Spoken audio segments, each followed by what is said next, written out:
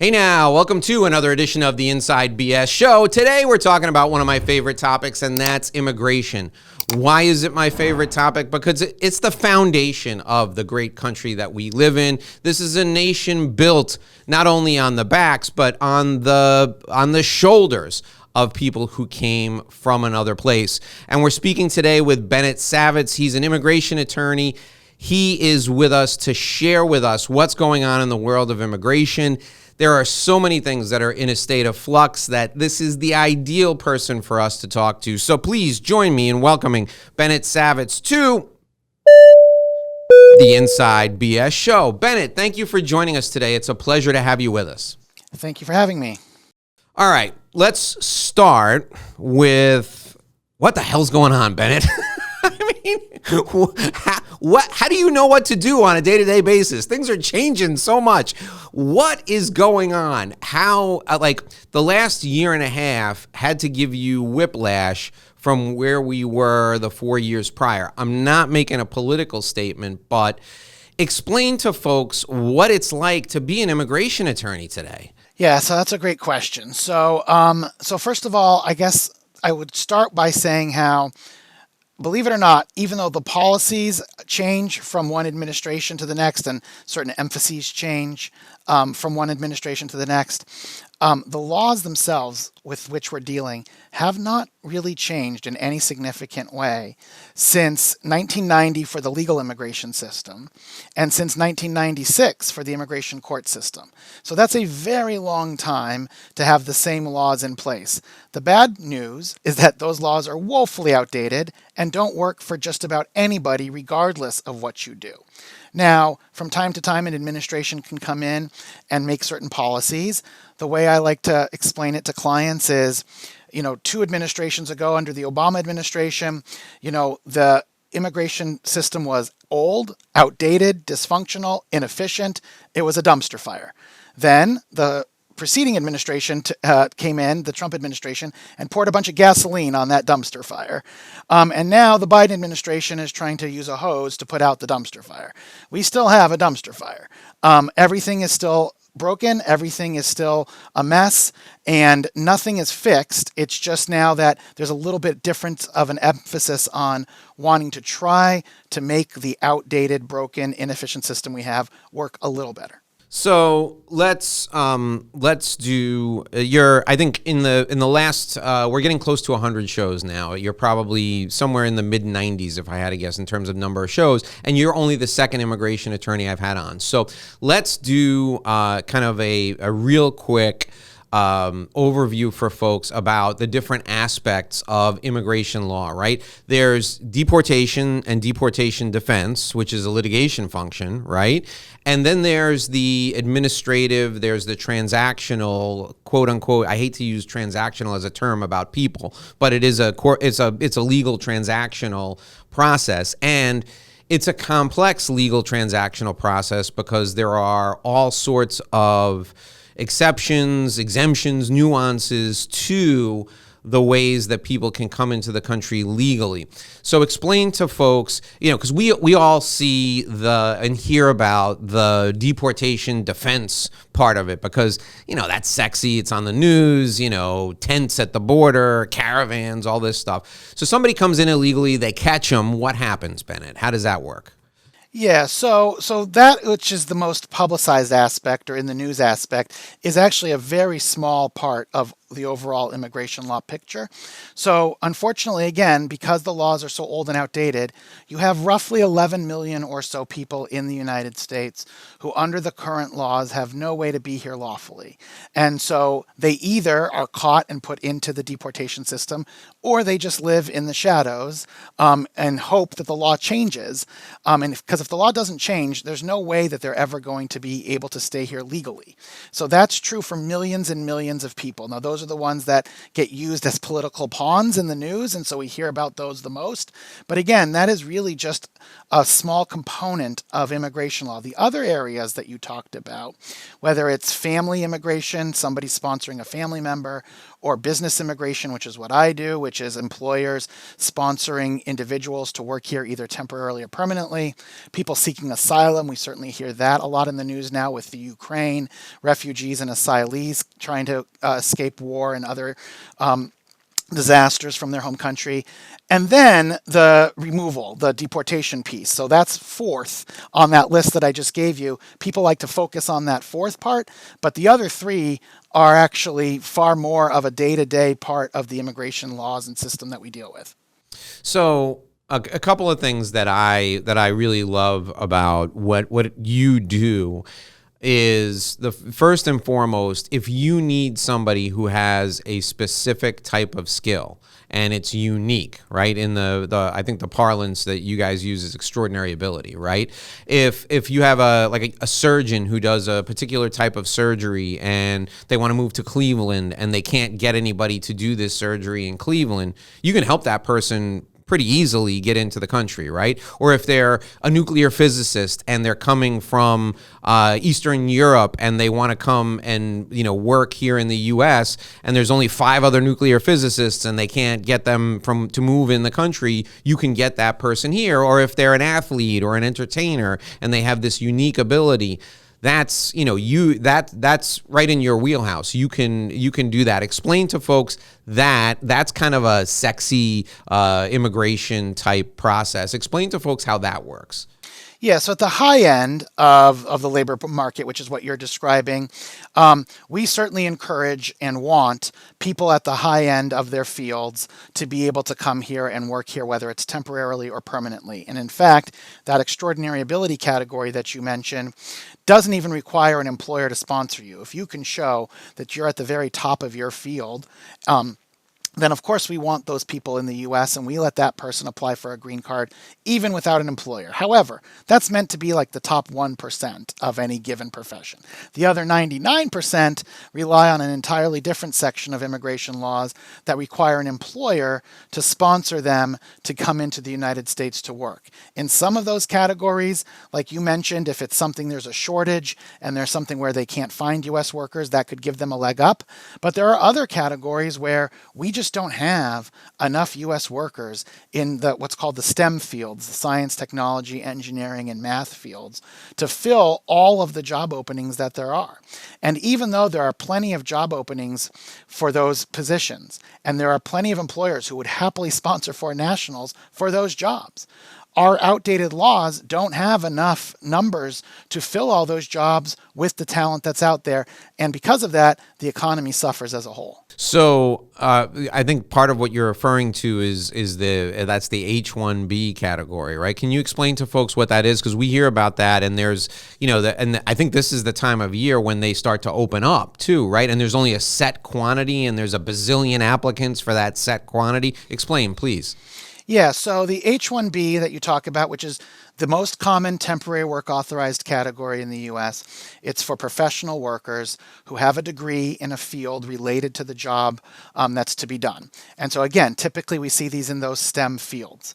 Unfortunately, the 1990 law that we still are using has 65,000 base H1Bs available, and then we did add subsequently 20,000 more H1Bs for people with advanced degrees from the U.S. But that's still only 85,000 per year. That is less than 0.5% of the U.S. workforce. So for 85,000 a year, there's a lottery because, as you can imagine, as I just mentioned, the demand far exceeds that supply. This year, as you said, we just went through the registration and lottery for the H-1Bs. There were over 480,000 registrations for those 85,000 H-1Bs. So every year, there are jobs that don't get filled, and there are employers who don't get the people they need in order to grow. The other thing about the H-1B that I like to mention at this point is that for every H-1B worker an employer is allowed to hire, they support on average 2 U.S. workers. So for every H-1B worker that they can't hire because of this outdated quota, that's 2 new U.S. jobs that don't get created. Yeah, no, that's incredible. That's crazy. Bennett, tell me a little bit about some of the other ways you work with companies to get them folks that they, because we hear about this great resignation, right? Well, there are people out there, maybe from other countries, who have the skills to do these jobs. What what else are employers doing these days? What other areas of the law can they explore to try and bring these folks in? Right. So right now, what we've talking about with the H-1Bs are temporary or non-immigrant categories. And what employers need to do first is to find a non-immigrant or temporary category to bring someone in to begin with. And so the H-1B is the one. The other big categories that we look to are if you're a citizen of Canada or Mexico. The NAFTA treaty created specific work authorized categories for those folks. And we also have free trade agreements with Singapore, Chile, and Australia. So they have also an inside track to work in the US. If you're not from one of those countries, the next most common thing that we look to is we tell companies if they can establish an entity abroad. Some companies obviously already do, but even if they don't, if they can establish an entity abroad and there's a relationship between the entity abroad and the entity in the US, a parent subsidiary or affiliate branch, something like that, if they hire any foreign national to work abroad at that entity for 1 year, they can then transfer that person into the US. It's called the L1 status, and it's to transfer people from an entity abroad into the US. And we recommend this as a great option because it doesn't have a quota, it's not country specific, so long as you have these entities and are employing these people abroad, it's a path to bring people in the US to fill those jobs that you need. Okay, well, that's great. So is there any type of requirement for that entity? Could it be like a 5-person entity in like Italy, and then, they've been there for a year, then we can take those 5 people and bring them into the U.S.? So the one requirement is that entity abroad has to continue to operate. So you can't have an entity and then transfer everybody in and shut that entity down. So as long as you have a continuing to operate entity abroad, that could just be 1 or 2 people that are abroad operating this entity, and it could be based, the entity could have as its sole purpose to hire and employ foreign nationals who are then going to come into the United States. But as long as they're doing work abroad and continue to do business abroad, then that qualifies as an entity to do this L1. Now, most of what we talked about so far is about professional workers. What about like in agriculture, for example? There's a dearth of people like Americans. They don't want to do that. They don't want to do that work. Tourism, hospitality, some of those jobs you're not going to find Americans who are willing to do. Is there a way to bring in folks to work in agriculture, let's say? Is there an opportunity to do that? So unfortunately, the news is even worse for those types of jobs because the system was really never created to fill the jobs that are needed with folks. We have a couple that we try to cram in to those hospitality or seasonal jobs and those agricultural jobs, but those quotas get filled even faster than the H-1B, and they're even harder to get. And for the most part, what you see is this underground economy where employers hire people without authorization because there is no legal path for them to get that work done. And as you said, there are no U.S. workers who want to do that work. And it's kind of the dirty little secret of immigration law that's existed since 1990 when these laws were created, and will continue to until they're fixed, because an employer is not going to choose to go out of business if it's a choice between that and hiring somebody without authorization to be able to survive. Yeah, it's incredible to me that we can't find people to do the jobs. There are people from other countries who are willing to do the jobs. We just can't figure out a way to get them here legally. The other thing that fascinates me, and this probably is not a U.S. immigration problem, but as somebody who, I live in Miami, I spend half my time working in New York and Chicago, and the other half and all over the country, really, and then the other half in Miami. I was coming home 3.5 weeks ago, taking a flight from Los Angeles back to Miami, and it was a god awful flight. It was like an overnight flight in a big plane, and 2/3 of the plane were people from Asia coming to Miami. They were picked up by their employer, cruise line, and then taken onto a cruise ship. So more than likely those people are not going through the American immigration system, right? They went right from, Singapore or Malaysia to Panama or wherever the cruise ship is registered. So that's not a U.S. immigration issue. The ship just happened to dock here. They got a visa to travel through the United States, but they're not going to work here, right? Right. And it's a special transit visa that allows them to do that. They're not allowed to set foot anywhere in the United States as part of that process. They're really literally only able to just travel to that job, and that's it. All right. So let's talk now about. I'm going to ask you this question, and I want you to think about it for a sec. If someone is an investor and they want to invest money in the United States, there are certain options that are available to them. And I want you to share with our audience what those options are.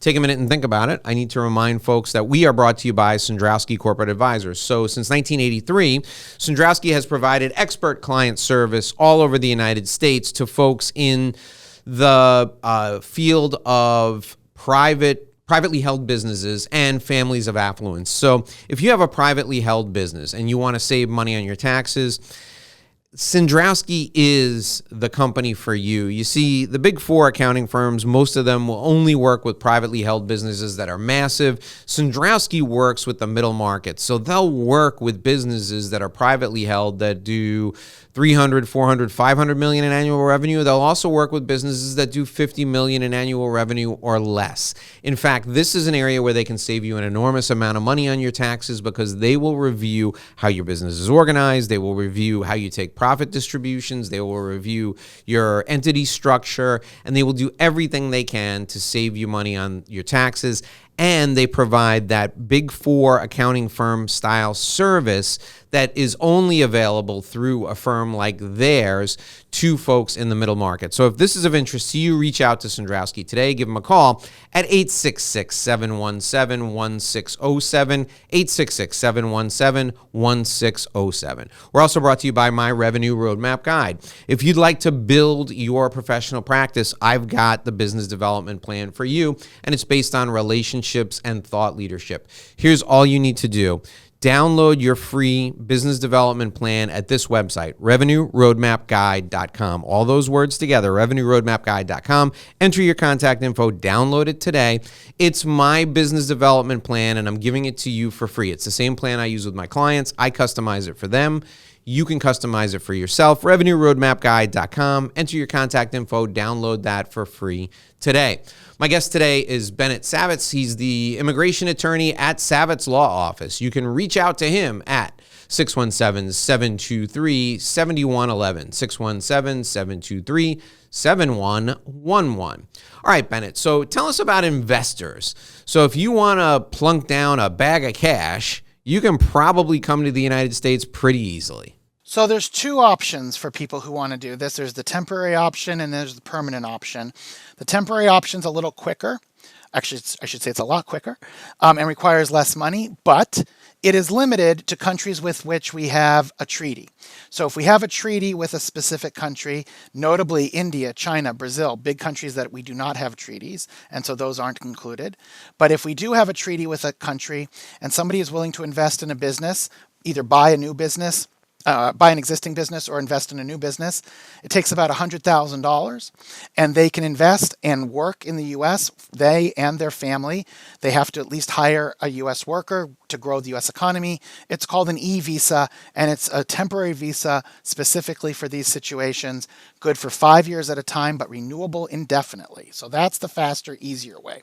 The longer, harder way, but that results in a green card, is a category for investors who are willing to invest $1.8 million into the United States and hire 10 full-time U.S. workers, and they have to do this over a 2-year period. But if they do that, they get a green card, which is obviously permanent for them and their family. So it takes a little longer, it takes more money, it's a bigger investment and more hiring, but it results in a green card. It is not country specific. However, there is a quota. All green card categories have quotas, and this one has a quota that has been oversubscribed by people born in China. So as of today, it's not really a useful category for people born in China because there's a several-year backlog for those folks. Any other country right now could take advantage of that category right now. And that is is that the EB-5 Yes. program? Yeah. Yes. So has that been made permanent, Bennett? For years it was temporary and they just kept extending it. Is that now a permanent program? So they're about to try to make it permanent. The reason they kept extending it is because they wanted to change the criteria. So again, created back in 1990, like the rest of the legal immigration system, it used to be a $1 million investment. And then it took until 2 years ago for them to talk about updating that. And so, 30 years later, they finally decided to update the investment and make it 1.8 million. Went back and forth a bunch without going into all the details. Finally now, we're in the process of finalizing that $1.8 million investment amount, which would then extend this category, not permanently, but for the long term, because again, they want to be able to revisit this as time goes by to up the investment as necessary. And the thought process behind it is it stimulates the economy, and there are only certain, there has to be are there still employment requirements? Years ago, I worked with an immigration attorney, and there were specific zones, right, where there were high unemployment areas. Is there still a requirement that the investment has to be in a targeted employment zone? So those targeted employment zones are going to come back and allow people to invest half of the amount. So a $900,000 investment in a targeted employment area will work. If you want to invest anywhere else that's not targeted employment area, then you would do the full 1.8 million. Regardless of whether it's targeted or not, you still have to have the 10 full-time U.S. workers hired. Because the idea is this not only to grow the economy, but of course to a job creation category, keeping in mind only 10,000 of these per year. Yeah. No, that's that's one of those things where everybody they were shooting movies using this type of financing. They were building resorts up in Vermont using this type of financing. It became a whole cottage industry, and it was a little wild there for a while. All right, Richard. So now I want you to give us kind of what the process is like. Let's do it from the employer perspective, because that's really who's listening. That's really who's watching. So an employer is sitting back and he's looking and he's going, I can't. I've had these 5 positions open for the better part of a year. Can't find Americans to fill them. I know there are English-speaking folks in, I don't know, India. There are English-speaking folks in the UK or in Europe who could fill these jobs, who would want to come here. So they call you. The employer calls you. What's the process like? Explain what the process is like when somebody calls your office and they got 5 slots. They have the wherewithal to go market for these jobs overseas. What is your advice to them? How does it work when they want to hire you to do this for them? Yeah, so the first thing we do is we talk about what their business involves, what kind of entities they have. Do they have an entity abroad where they can hire somebody for a year, or are they just needing to bring people in to the U.S. who they haven't employed abroad? Is there a treaty in place that allows us to use one of those categories? The citizenship of the individuals. So we have to look at all of this in its entirety to come up with a strategy of which options are the best. Once we figure out which options are the best, then we put together a plan of what information we need to gather. Now, again, this is always employer driven. So the employer is the one who has to file to sponsor these individuals to get permission to work in the U.S. The individuals don't sign off on any of this. This is all done by the employer. And then when they get permission to hire these individuals, the individuals only have permission to work for that employer that sponsored them. So we go through that process, we apply. Usually it involves both the Department of Labor and the Immigration Service. In some instances, it's just the Immigration Service, so we have to figure that out too. We file what's needing to be filed, whether it's 1 or 2 agencies. Get the approval. If the people are abroad, as in the example you just gave, then there's one final step where they have to go to the U.S. consulate or embassy in their home country to get that visa in their passport, which allows them to travel to the U.S. and then enter and begin working. So about how long is that process? So if I have that issue now Is it like a year before I get people on board? Like let's say we're not going to go with the process where we have that entity over in Europe and they're going to work there for a year and then come here. We don't have that. I didn't think of that. We don't have that in place now. And I got 5 jobs I got to fill like tomorrow. So Bennett, what's your best guess as to how long? I got the people. I know they're there. I can go say, all right, we're going to fill out your applications now.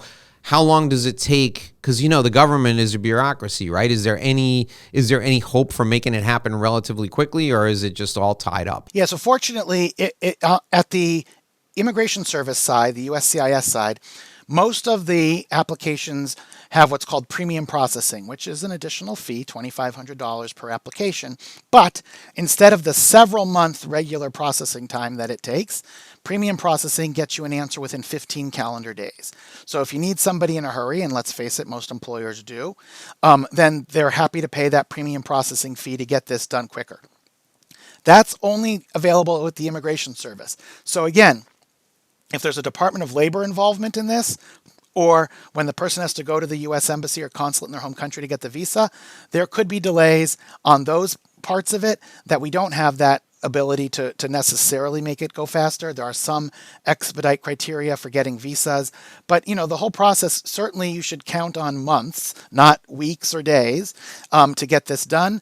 And the key is to plan ahead. The sooner you can start the process, the farther in advance of when you actually need somebody here, the better. And so to start the process, do you have to have somebody in mind already? So you have to have, it's based on the person. Correct. So you got to have a person over there who's able to support themselves during the months that it's taking you to bring them over here. That's right. And not only that, you not only have to have the person in mind because they have to have the qualifications to be able to come in, but you also have the specific job opening that you want them to do. So it's a match between the job opening and the individual who meets the qualifications for that position. And all of that is what is needed up front to make that submission. Now, in some cases, employers these days, especially during COVID, were able to put in place a remote work possibilities so that person could be working for them abroad while they wait for this to happen. Now, there are some jobs that can happen, consulting jobs, tech jobs, where that's great. Obviously, there's a lot of biotech jobs, lab jobs, where remote employment isn't an option. But if it is an option, then that's something a lot of employers try to use to bridge that gap between the time when they've identified the individual and the time they can actually come into the United States. Yeah. Great information, Bennett. Thank you. All right, Bennett, I want you to take a minute and think of 3 things you want us to take away from our time together, 3 key things you want people to remember. While you're thinking of that, I need to remind folks that we're brought to you by Sandrowski Corporate Advisors. They can help you with tax planning, family office advisory, dispute advisory, business valuation, litigation support, forensic accounting, and risk management. If you need help with any of these things, reach out to Sandrowski today. Give them a call at 866-717-1607, 866-717-1607. Sandrowski Corporate Advisors is a CPA firm with a different perspective. Also, don't forget, you can download for free your Revenue Roadmap Guide. It's my business development plan. You can have it free.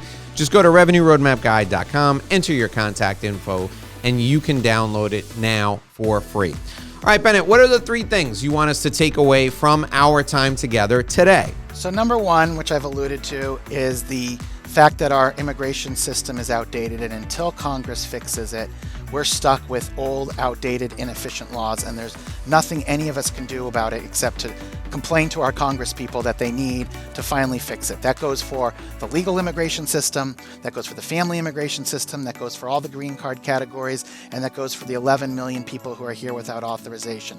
None of that is going to work and get fixed until Congress changes our woefully outdated, broken immigration laws.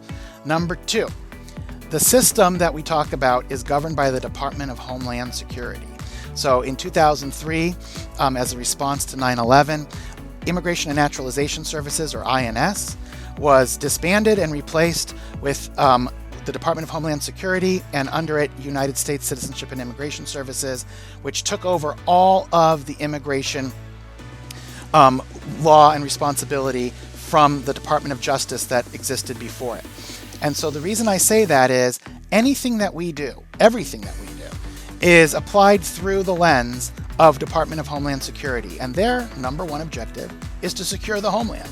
So people need to understand that things are going to take longer, things are going to be slower, because their number one objective is not to give you your green card, not to give you your worker that you're applying for as an employer. Their number one objective is to protect the United States, and then secondarily do the things that we're asking them to do.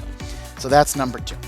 And then third and finally is that because the system is slow and inefficient, regardless of who is in charge, doesn't matter whether they have good intentions or bad intentions, doesn't matter if they're a Republican, Democrat, or independent. The system is old, broken, and inefficient, so you gotta plan ahead. You gotta take your time to figure out what you're gonna do, and the more time you can figure this out ahead of time, the better. Emergencies aren't great under this system, because an emergency is not something that we can then say, oh, okay, well, I can help you get this person here tomorrow. Chances are that's not gonna happen. Plan ahead. All right, Bennett Savitz, thank you so much. That was great information. For those of you who want to reach out to Bennett, you can call 617-723-7111, 617-723-7111. Bennett, it's been a pleasure having you on. Thanks for all that great information you shared with us today. Thank you so much. All righty, folks, that'll do it for another episode of the Inside BS Show. We'll be back here again tomorrow with another great interview. Until then, my name is Dave Lorenzo, and here's hoping you make a great living and live a great life.